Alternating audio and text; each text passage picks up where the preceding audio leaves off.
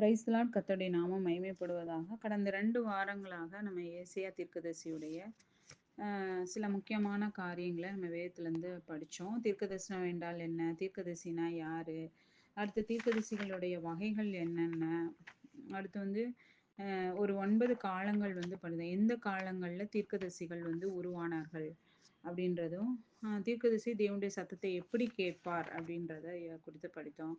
அடுத்து ஏசாயாவ குறித்து அவருடைய பேருக்கான அர்த்தம் என்ன? அவர் எந்த கோத்திரத்தை சேர்ந்தவர்? அப்படின்றத குறித்தும் சில காரியங்கள நம்ம படிச்சோம்.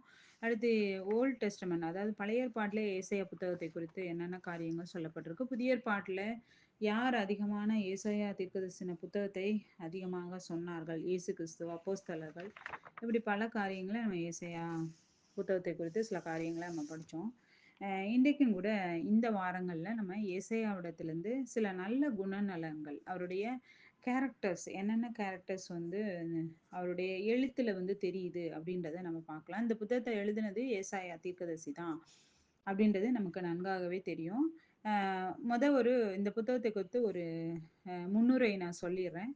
அதன் மூலமாக இந்த புத்தகம் யாருக்கு எழுதப்பட்டது அப்படின்றத நம்ம அறிந்துக்கலாம்.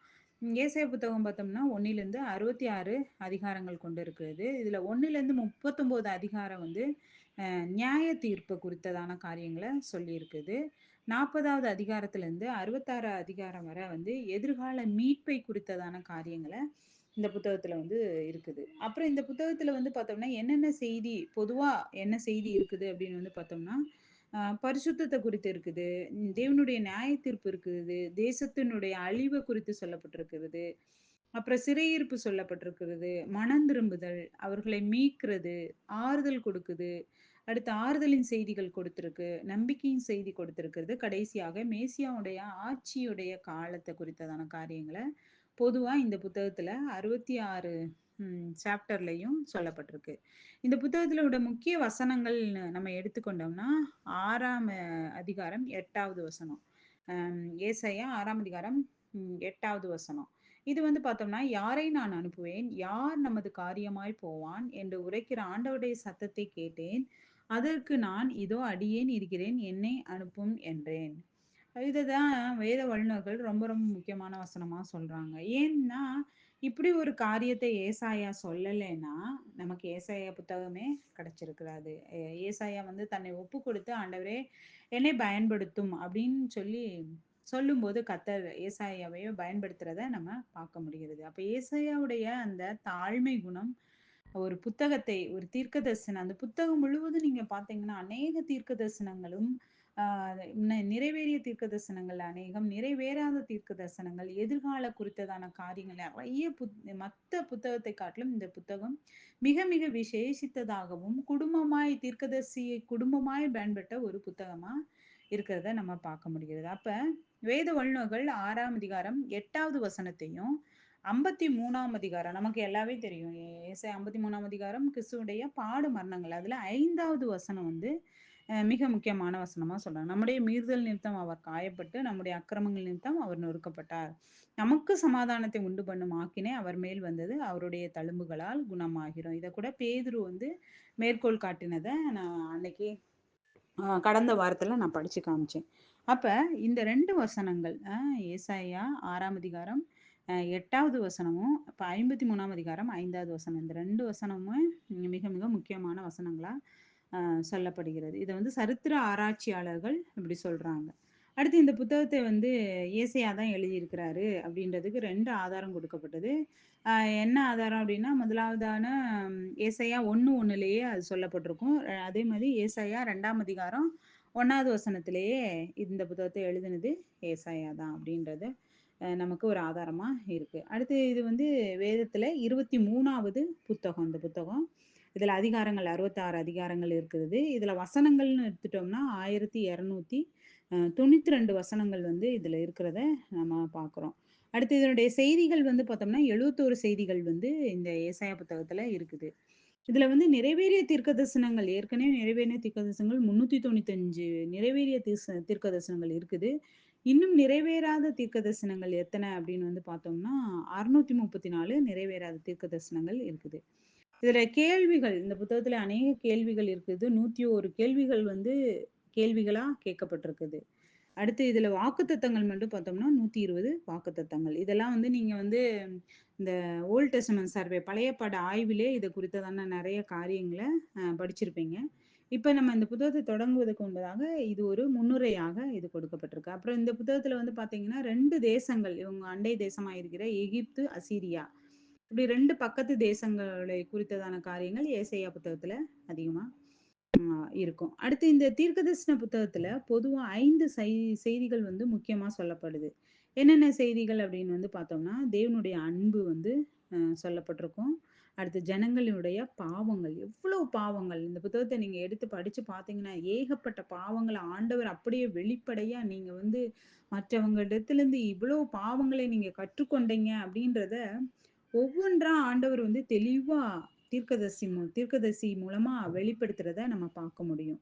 அடுத்து அப்படி நீங்க பாவம் செஞ்சிருந்தாலும் பரவால்ல, நீங்க மனம் திரும்ப வாங்க அப்படின்ற 3வதாக மனம் திரும்ப அழைப்பு கொடுக்கிறதும் நம்ம பார்க்க முடிகிறது. 4வதாக நீங்க மனம் திரும்பினா ஆசீர்வாதம். மனம் திரும்பாவிட்டால் உங்கள நான் தண்டிப்பேன். தண்டனை அப்படின்ற 4வது காரியம்.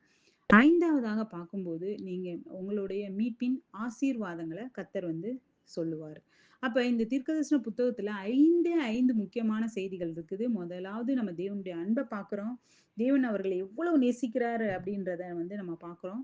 அடுத்து 2வதாக ஜனங்களுடைய பாவங்கள வந்து கர்த்தர் கண்டித்து சொல்றத பார்க்கிறோம். அடுத்து மனம் திரும்ப அழைப்பு விடுக்கிறாரு. நீங்க மனம் திரும்பினா உங்களுக்கு ஆசீர்வாதம். மனம் திரும்பாவிட்டால் தண்டனை. அடுத்து மீட்பின் ஆசீர்வாதங்க. இன்னைக்கும் கூட இந்த செய்தி இந்த காலகட்டத்துல நமக்கு பொருந்தக்கூடியதா இருக்கு. கர்த்தருடைய அன்பு நமக்கு எவ்வளோ இருக்குது. இந்த நம்ம கிருபையின் காலத்துல இருக்கிறோம். இது நெறைய தேவனுடைய அன்ப நம்ம ஒவ்வொரு நாளும் ருசி பார்க்கிறோம். கர்த்தர் அன்புள்ளவர். அன்றைக்கும், இன்றைக்கும், என்றைக்குமே மாறாதவரா இருக்கிறாரு. அன்பு இன்றைக்கும் நமக்கு ஒரே மாரி இருக்குது. ஜனங்களுடைய பாவங்கள ஆண்டவர் என்ன பண்றாரு? கண்டித்து உணர்த்துறாரு. இன்னைக்கு நம்ம வாழ்க்கையிலும் அநேக பாவங்கள் இருக்கு. ஆண்டவர் கண்டித்து உணர்த்தக்கூடியவரா இருக்கிறாரு. மனம் திரும்புன்னு சொல்லி நம்மள என்ன பண்றாரு? அழைப்பு விடுக்கிறாரு. நம்ம மனம் திரும்பி வந்தோம்னா, ஆசீர்வாதம். மனம் திரும்பலைன்னா ஆண்டவருடைய தண்டனைக்கு நம்ம தப்பிக்கவே முடியாது. மனம் திரும்பி வந்தோம்னா, கர்த்தர் மீட்பின் ஆசீர்வாதத்த நமக்கும் சரி, நம்முடைய குடும்பங்களுக்கும் கர்த்தர் கொடுக்க வல்லவராய் இருக்கிறார். அப்ப தீர்க்கதரிசன புத்தகத்துல உள்ள இந்த செய்திகள் இன்றைக்கும் நம்மளுடைய வாழ்க்கைக்கும் ஒரு எச்சரிப்பின் செய்தியா இருக்கிறத நம்ம மறக்கவே முடியாது. மறுக்கவும் முடியாது. ஓகே. அப்ப வந்து இதுதான் வந்து என்னது இந்த புத்தகத்தை குறித்ததான ஒரு மேலோட்டமான ஒரு செய்திகள்.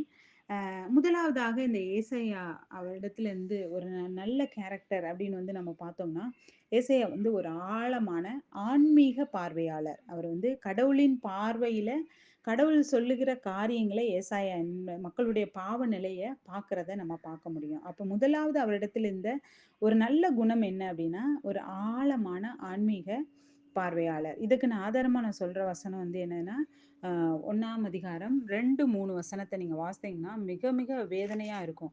"வானங்களே கேளுங்கள், பூமியே செவிகொடு, கர்த்தர் பேசுகிறார். நான் பிள்ளைகளை வளர்த்து ஆதரிக்கிறேன். அவர்களோ எனக்கு விரோதமாய் கலகம் பண்ணினார்கள்."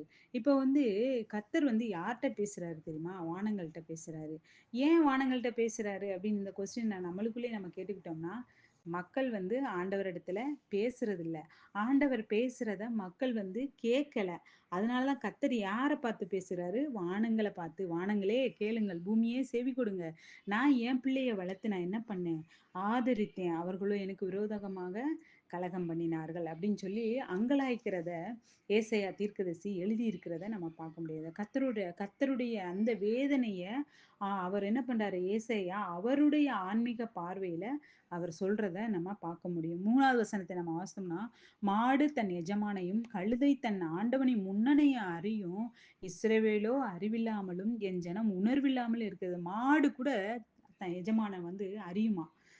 ஒரு ஐந்தறிவுள்ள ஒரு ஜீவன் வந்து அந்த ஜீவன் கூட என்ன பண்ணுதாம்? தன் எஜமானி யாருன்னு அறியுமாம். கழுதை தன் ஆண்டவனின் முன்னணைய கூட அறியுமாம். ஆனா இஸ்ரவேலரும் என்ன பண்ணியிருக்கிறாங்க?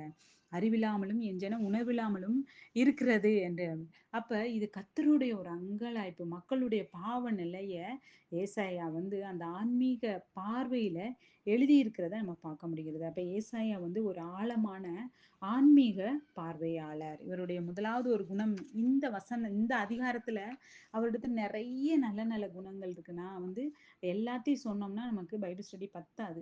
அப்ப வந்து ஒரு அதிகாரத்திலும் சில சில நல்ல நல்ல குணநலங்கள் எ இருக்குதா? அப்படி இருக்குது. அத வந்து நான் உங்களிடத்துல சொல்றேன். நீங்க நோட் பண்ணிக்கோங்க. இன்றைய காலகட்டத்தில நம்மளும் கூட என்ன பண்ணணும், இப்படிப்பட்ட மக்களுடைய பாவ நிலைய பார்த்து நம்ம என்ன பண்ணணும், கர்த்தரிடத்தில ஜெபிக்கிறவர்களா இருக்கணும். ஏசாயா தீர்க்கதரிசி என்ன பண்றாரு? அங்கலாய்க்கிறத நம்ம பார்க்க முடிகிறது. அப்ப நாளைக்கும் கூட நம்ம இவருடைய மற்ற கேரக்டர்ஸ் என்னென்ன அப்படின்றத நம்ம பார்க்கலாம். தேவனுடைய நாமம் மகிமைப்படுவதாக. ஆமென்.